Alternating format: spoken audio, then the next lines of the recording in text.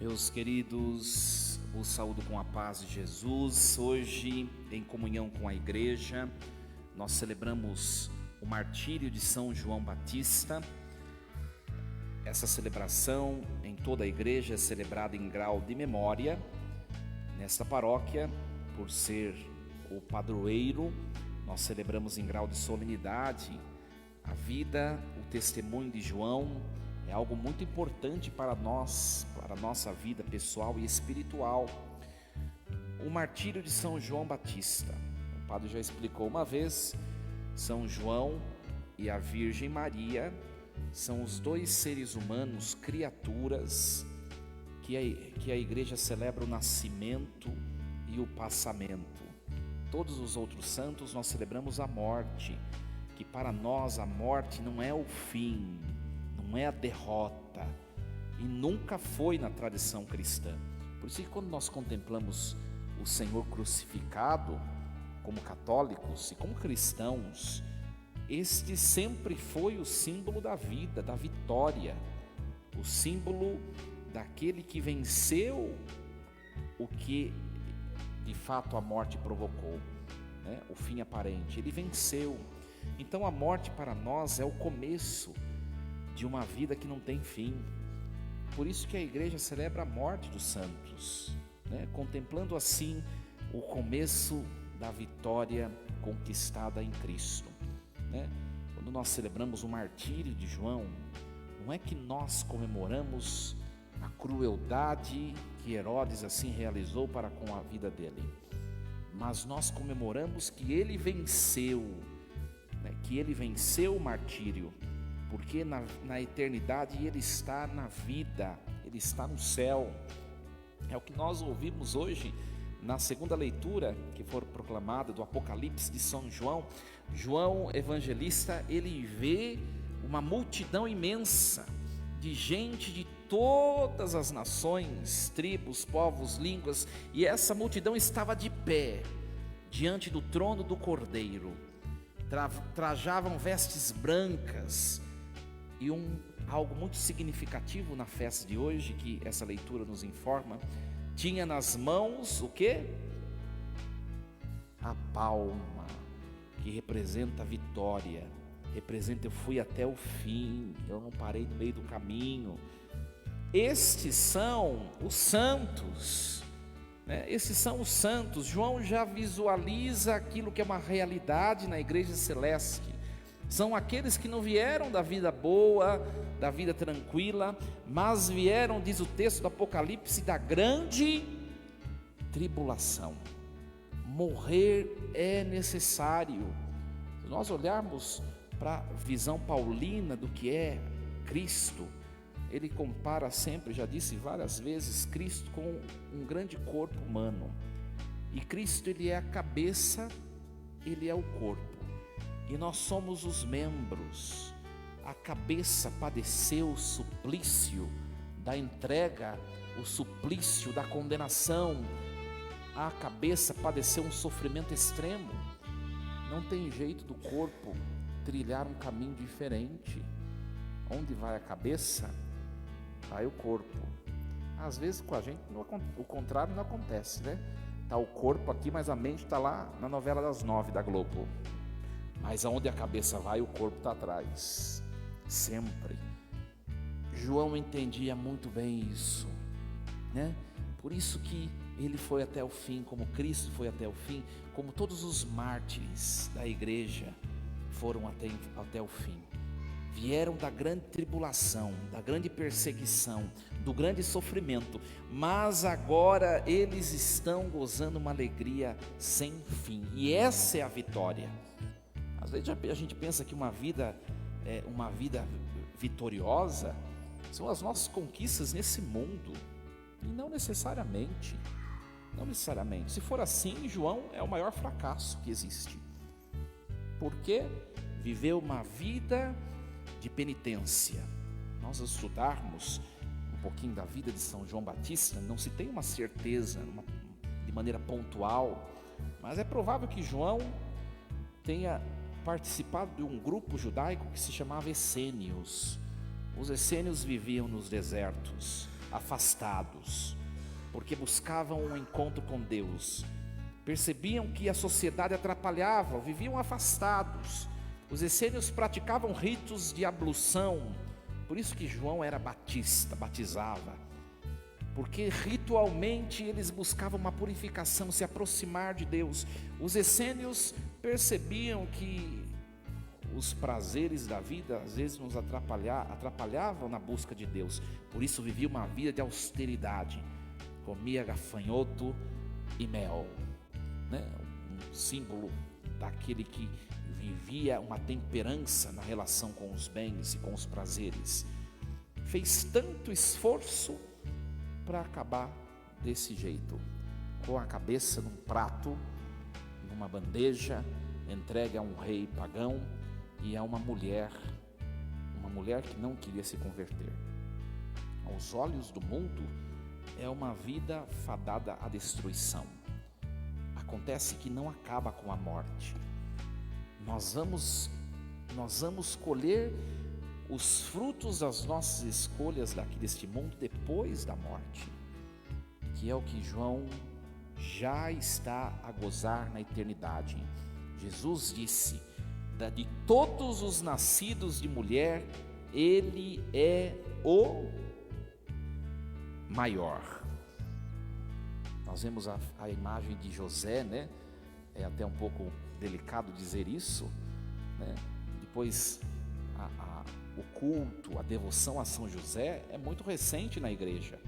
Eu vou olhar a história da igreja, a igreja nunca teve devoção a São José, né? É muito recente, mas a João sempre teve. E Jesus disse: dos nascidos de mulher é o maior, né? A gente olha para São José, fala, melhor não falar nada, né?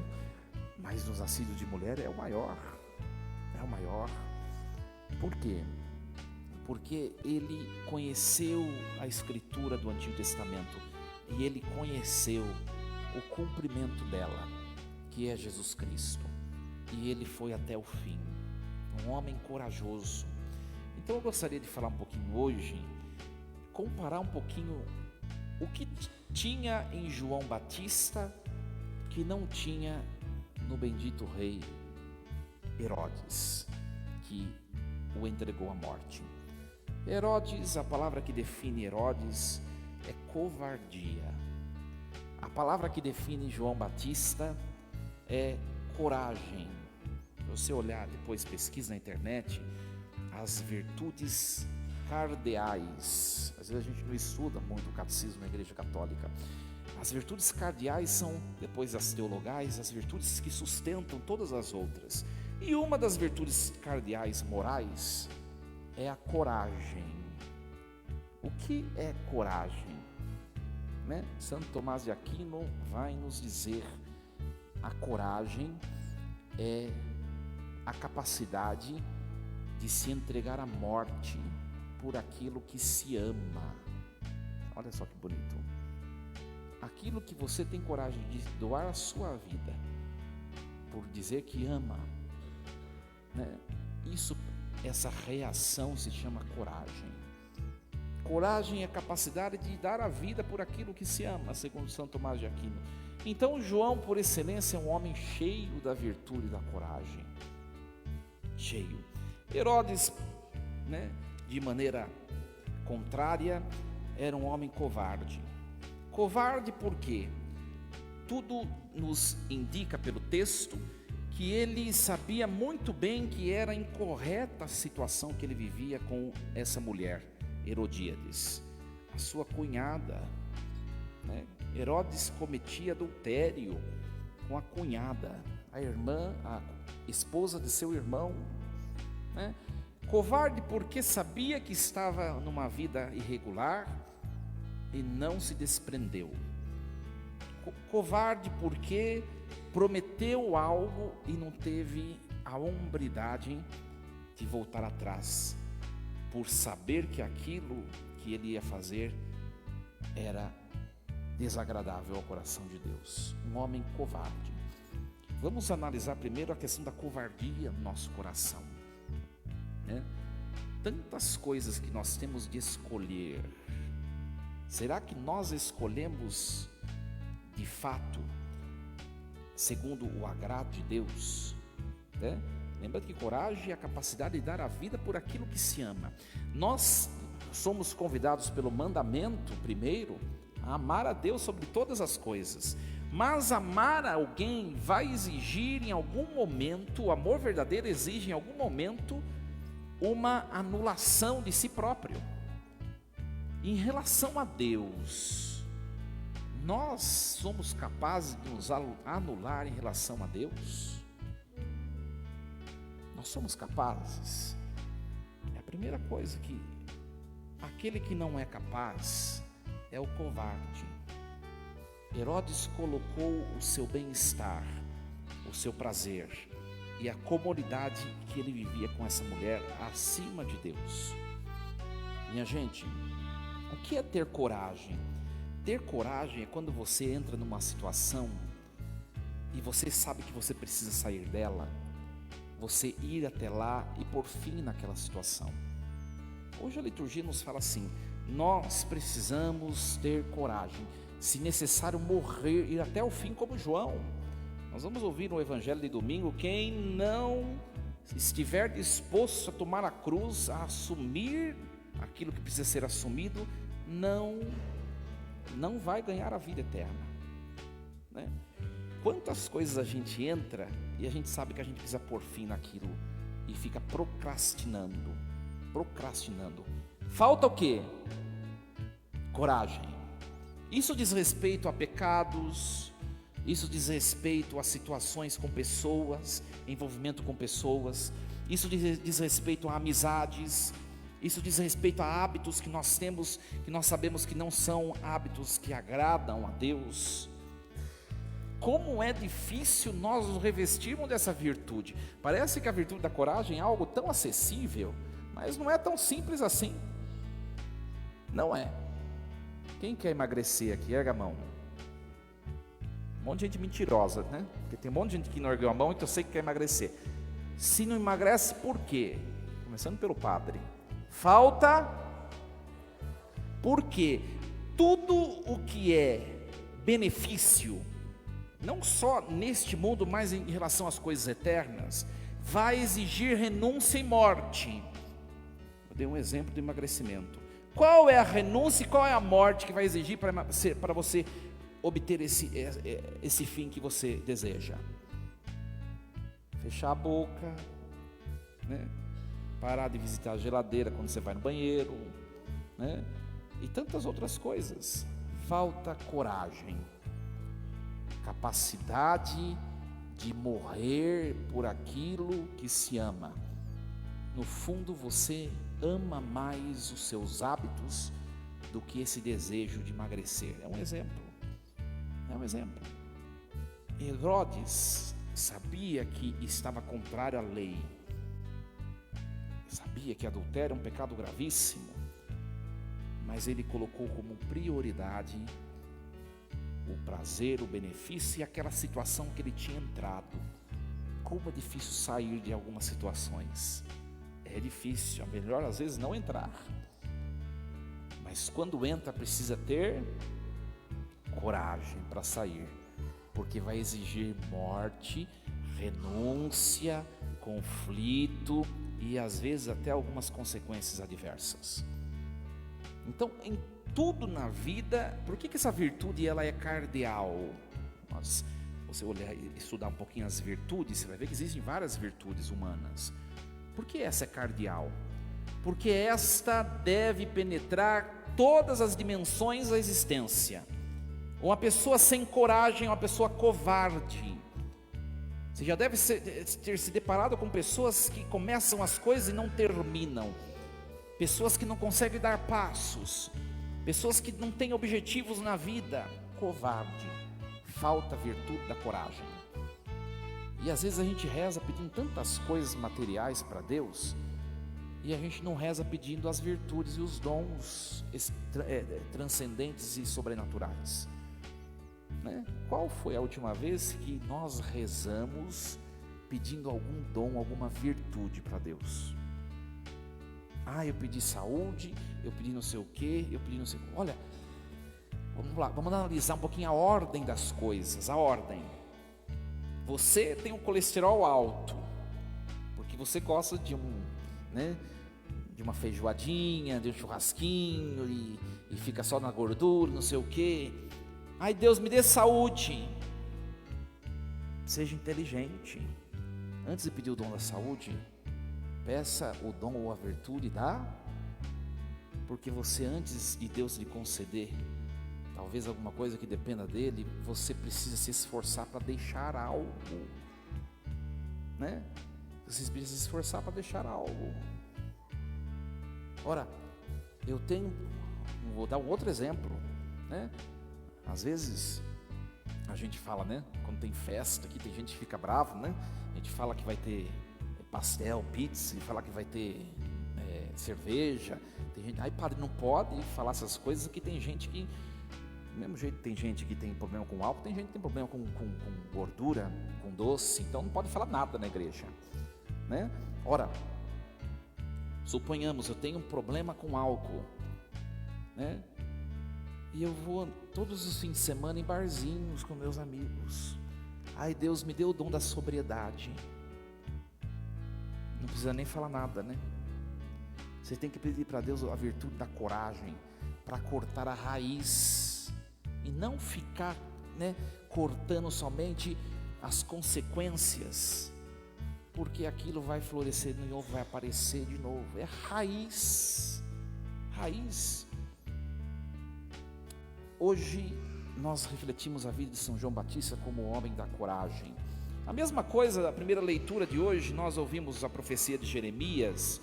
Jeremias é um homem que estava tudo tranquilo na vida dele, morava no reino do sul, em Judá, e Deus estava quase para permitir a destruição do reino, porque quando há infidelidade para com Deus, há destruição, isso é consequente, né?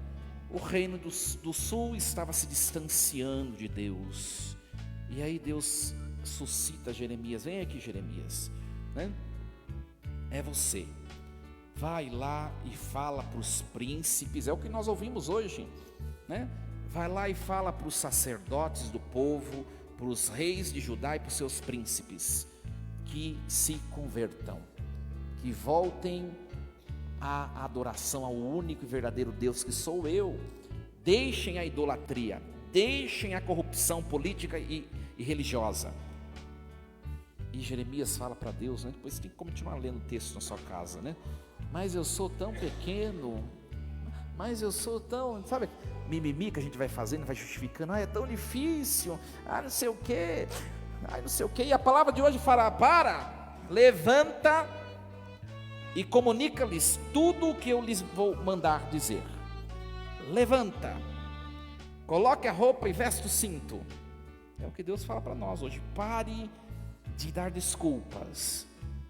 A gente vê um monte de situação, né? Por exemplo, às vezes tem gente que reclama de tomar remédio, né? Tem gente que toma mais remédio do que arroz e feijão, né? Mas pelo menos você tem a ciência que está garantindo sua vida. Se tem que fazer, vai lá e faça. Quer morrer? Ai, padre, não. Então para de reclamar, tem que fazer. Tem que fazer. Jeremias, é você mesmo, não tem outro. Vai lá e faz. Levanta-te. E aí ele vai tomar na cabeça. Por quê? Porque os reis, os príncipes, os sacerdotes, a turma da política e da religião, que estavam corrompidos, vão começar a perseguir Jeremias. A gente pode experimentar muito bem isso aí. Quando a gente vê alguma coisa errada, vai lá e fala para você ver. Não precisa ser rei nem ser profeta. Vai lá e fala alguma coisa errada. Você arruma confusão. Chega um momento, que é o texto que nós vamos ouvir no domingo próximo, né? Aquela frase de Jeremias que todo mundo poetiza, né? Aliás, tem um monte de seminaristas que colocam como tema de ordenação sacerdotal, né? Seduziste-me, Senhor, e eu me deixei seduzir. Parece bonito a frase, né? Mas se você analisar o texto, Jeremias está full da vida. Você me escolheu, eu não pedi, eu tenho minha vida, minha história, porque não procurou o outro? É isso que ele está falando para Deus, viu? Não é nada de poesia não, né? Tem tanta gente melhor, por que o Senhor vem encher meu saco? Pois é. E domingo Deus vai dar resposta para ele. Próximo capítulo, venham na missa. Ora, então minha gente, é o retrato da nossa vida isso daqui. Pare de querer passar para outro o que é seu. Tem situações que a gente precisa ter coragem, ou seja, capacidade de morrer para algumas coisas e fazer acontecer, né? Nós vemos em João que era um homem radical consigo próprio.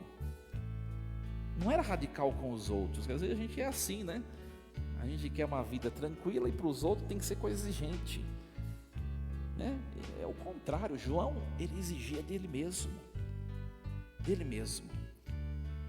Um homem cheio da virtude cardeal da coragem, porque foi capaz de ir até o fim. O que ele tinha que falar, ele falava.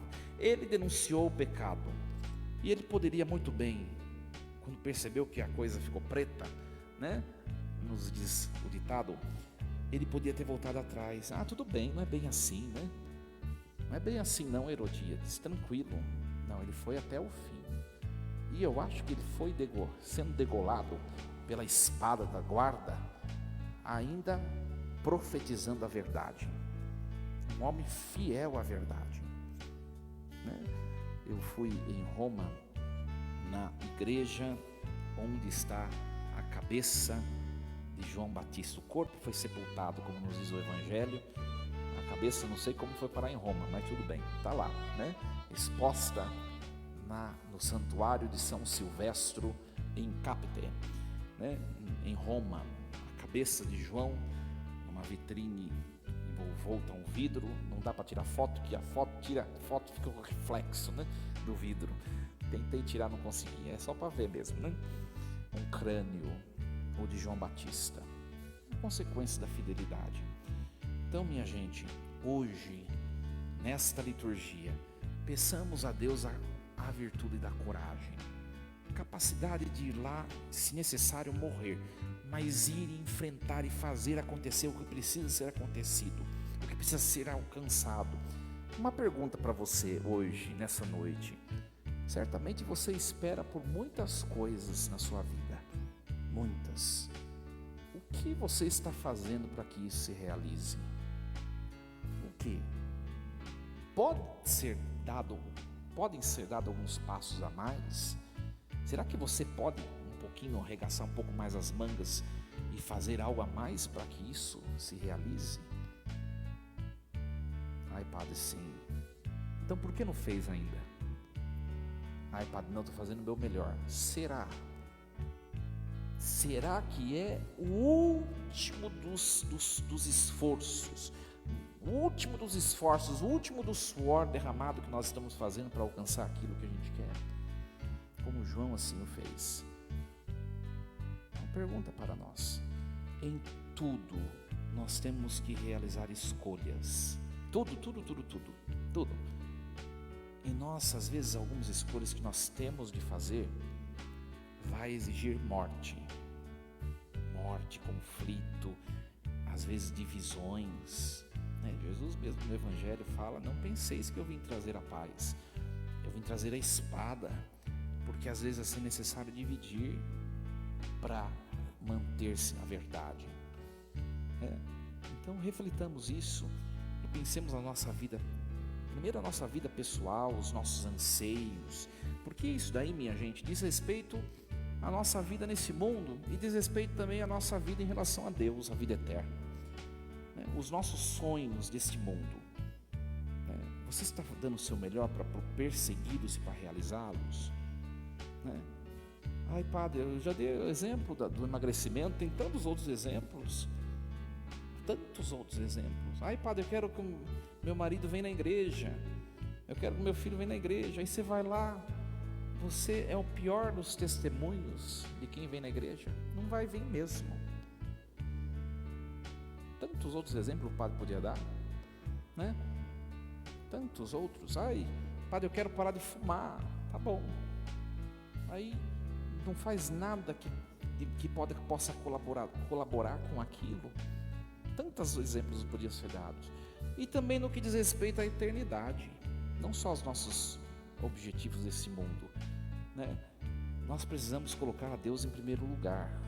A questão da verdade tem que estar em primeiro lugar, sempre.